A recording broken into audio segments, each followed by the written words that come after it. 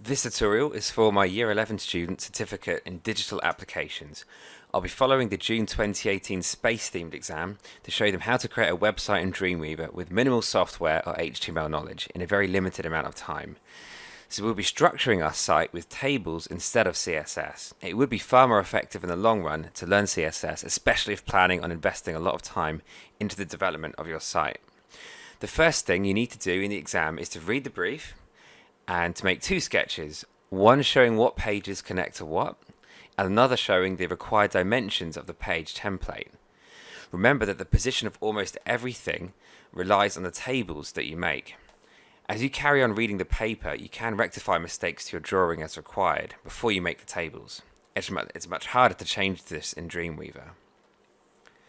The first thing we need to do is to create a new folder on your computer, which will contain your website. Your website assets should have been downloaded or provided to you in the exam. So I'm going to right click, make a new folder and call this Space Bugs. And I'm going to drag the assets folder into Space Bugs. This Space Bugs folder here is where we will store everything to do with our website. All of the pages that we create will go in there. Inside Dreamweaver, we need to create a new file. We're going to go to File, New, or you can hit Create New here. We can give the document title Space Bugs Home and ensure that the document type is HTML5, and then we can hit Create. We are immediately going to save our website so that we don't lose it or save it in the wrong place later. So we go File, Save As, and just navigate to where your folder is and save it in there next to the Assets folder. Our home page is actually not going to be called homepage, it's going to be called index. It needs to be called index so that the web browser knows that that's the home page, and you need to type in .html so that you can continue to edit it properly later on. If you ever notice that your interface gets grayed out, it's because you have not typed in .html after the word index. You also need to customize your interface so that you can see all of the properties of the things that you want to change. So we need to go to Window at the top first of all and find Properties, and it should appear at the bottom of your window. If it doesn't, you can just drag the tab here and ensure that it just docks onto the bottom down there like that. At the top here you can see you've got a split screen here, or you can go to the design view there. You can also view a live version. If you find that you can't change things very easily, check that you're in the design version, not the live version. I usually spend most of my time in the split version with this window just a little bit lower down like that. I'm now going to change the overall settings for the site, like the background color, the text, and the font of the page. So we're going to go right click in the white area here and go to Page Properties, and you can change the appearance of everything here. We will first of all change the page font from the default font, which appears to be some kind of Times New Roman that looks quite old-fashioned, and something to a bit more modern. So I'm going to try Gill Sans. I'm going to leave everything else as default for now. I am going to go for a fairly white background with black text. If you see that these boxes here are blank and these look like they're white, this means that it's just going to be default black until you actually change the color to black yourself later on like this. We don't need to change the background or anything else at the moment, so we can hit OK. We now need to recreate the drawing of our website using tables in Dreamweaver. Check that you can see the Insert tab here on the right hand side. If for whatever reason you can't see the Insert tab, go to Window and check that Insert is enabled there. So we're going to start from the outside of our website and work in. So the exam states the website needs to be 1024 pixels wide by 768. So I'm going to go ahead and create a table. This table is going to be only one row and one column. The width is going to be 1024 pixels. We'll specify the height later. I'm going to make sure the border thickness is set to 0 instead of any other number, and hit OK on that. It puts a small table at the top up here. To be able to change the height, we could do that in the code. If we click inside of our table here, so you can see the flashing cursor, you should see this being selected down here. Sorry, if you select the outer border, you should see it being selected down here. It says width, but doesn't specify height yet. We could write the word height equals in the same way that the width is, or we can just cheat like this. If you move your cursor very carefully over to the border and just drag it down slightly, immediately it puts in the height now as something that we can change. The exam specifies that the height needs to be 768, so I'm going to type in that. And don't hit enter in the keyboard after you've typed in whatever you want. You can just click away and the website will update itself here, as we can see.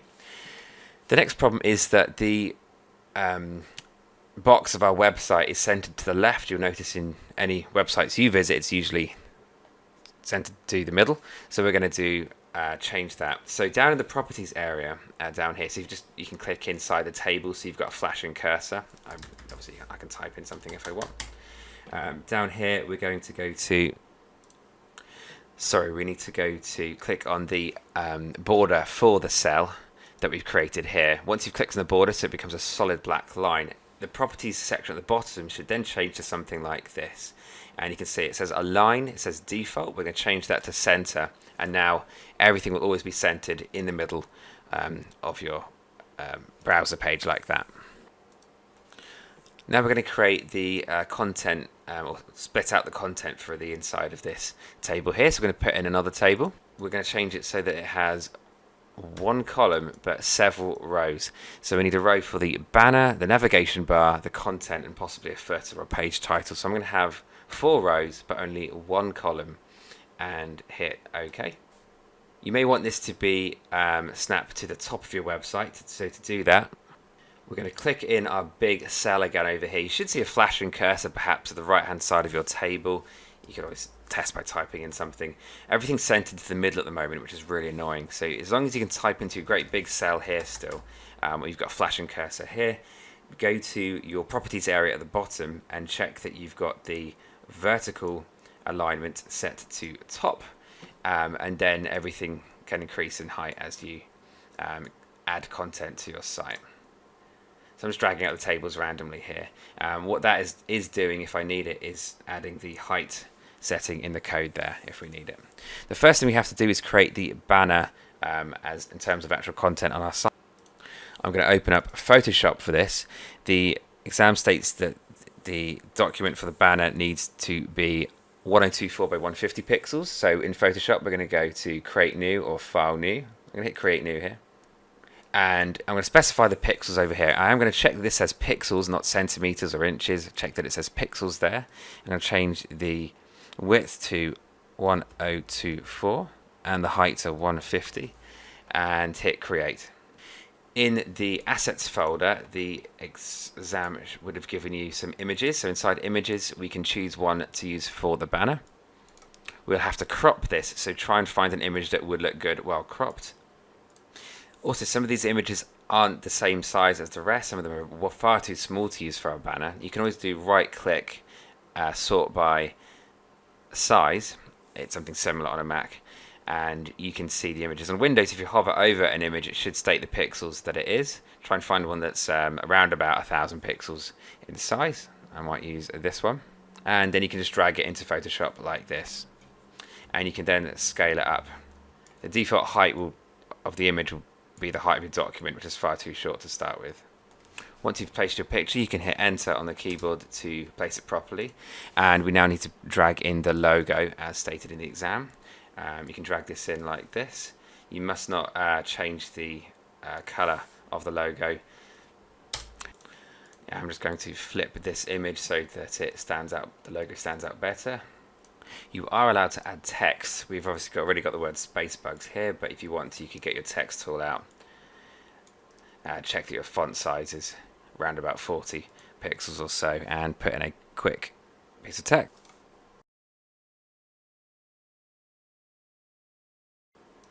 You won't get too many marks for amazing design, but you will get marks for the way that you save this. To save this, we're going to go File, Save As, and check that it's a PNG image as required by the exam, and make sure you've navigated to your correct folder. And I'm going to put it inside the Assets folder to keep everything organized. I'm going to rename it to Banner and hit Save. Hit OK on the next window that appears.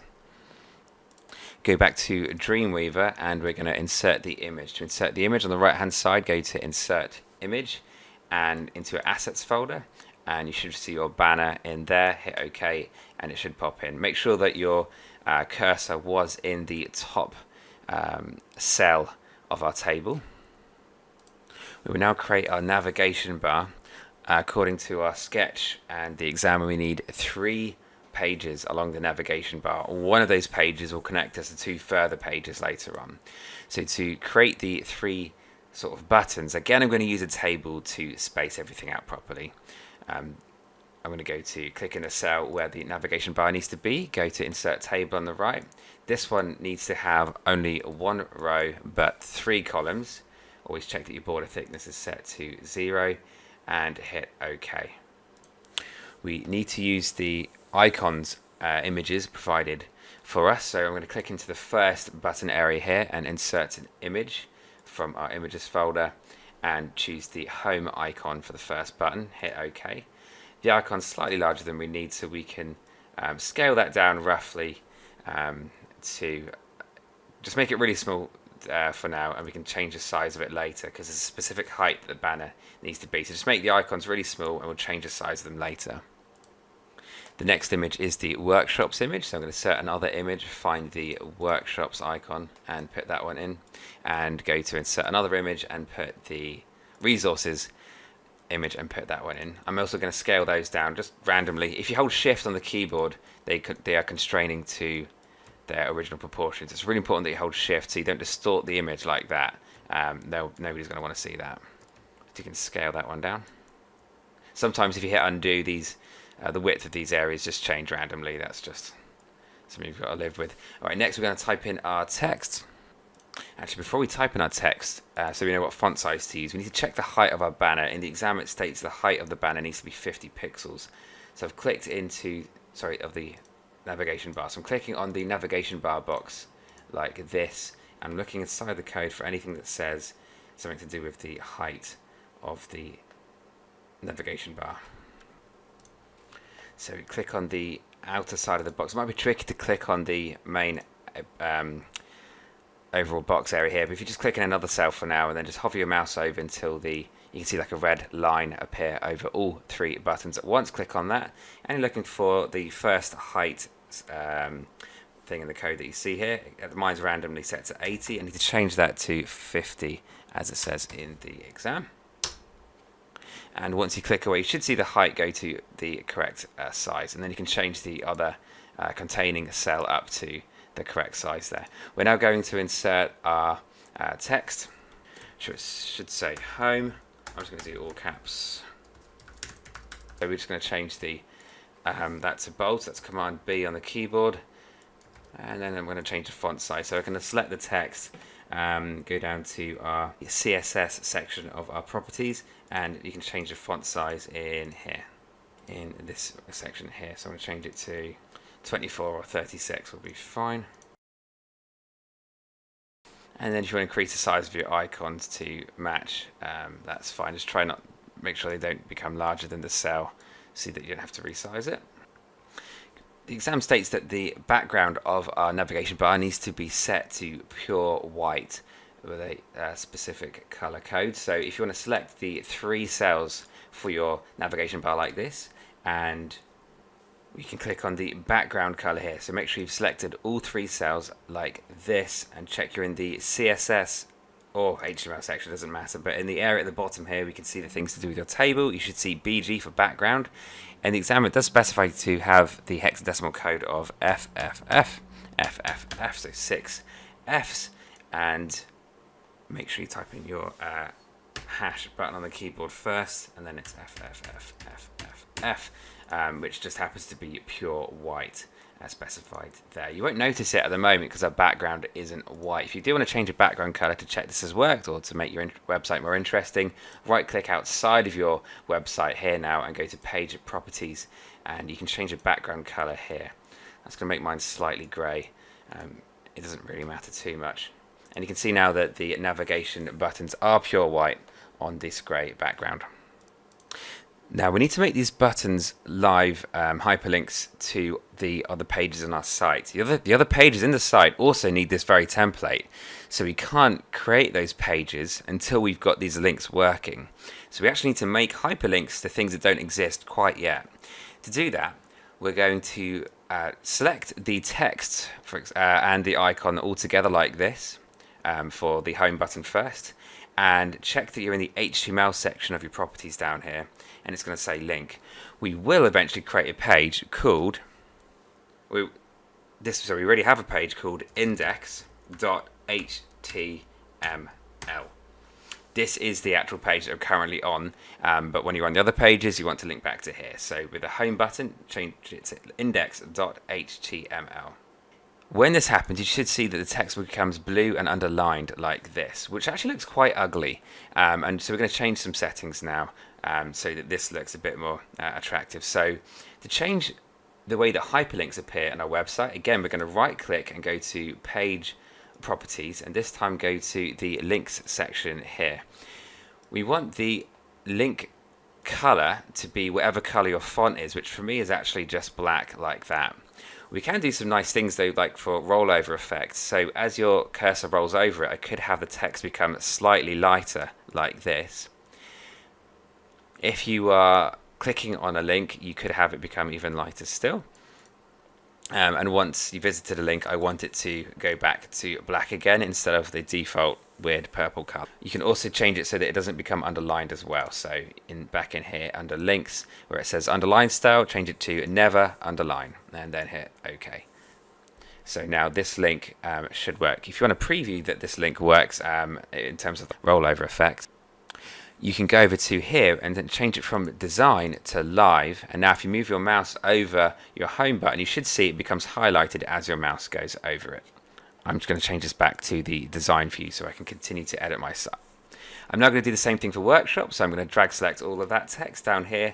I'm going to type in the word workshops.html. It's really important that we keep the spelling correct in terms of here so that we can when we create the page it works perfectly. So workshops.html, that's for a page that we haven't made yet.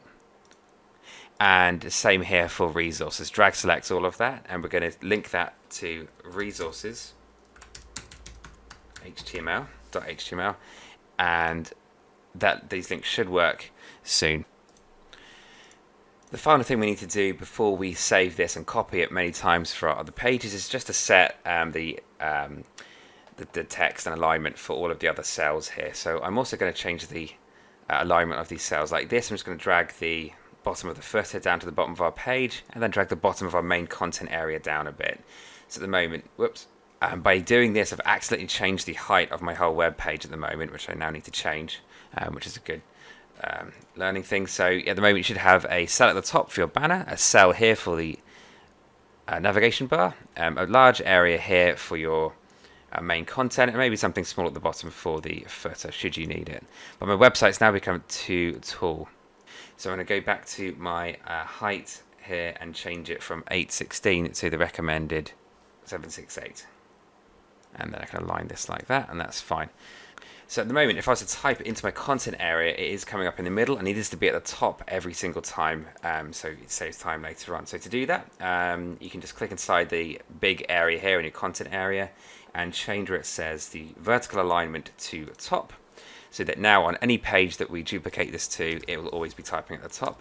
If you want to create a default or placeholder piece of text here for the heading, you can to change later. So I'm just going to create a piece of text called title. Underneath that, I'll just type in the word content, which I can change later. The word title, I'm going to change the format of that in our HTML section here to heading 2, and the content should be as paragraph, and that should be ready now for when we duplicate this page. So we're now going to duplicate this page for our workshops and resources pages. We're going to go to File, Save As, and we're going to create a new page name here. So the next one along is workshops.html.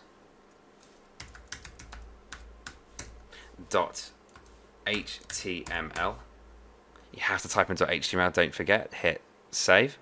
Just if I were you, keep everything lowercase as well. Hit save.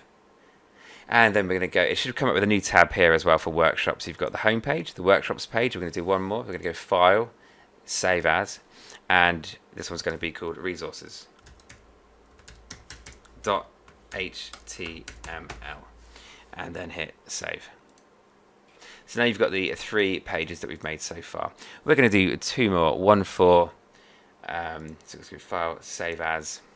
The next one's called Mars Rover Mission .html. Hit save, and File, Save As, Space Rocket Challenge .html. And now that's all the pages we need for our website created there. We will continue to customize these pages in the next video.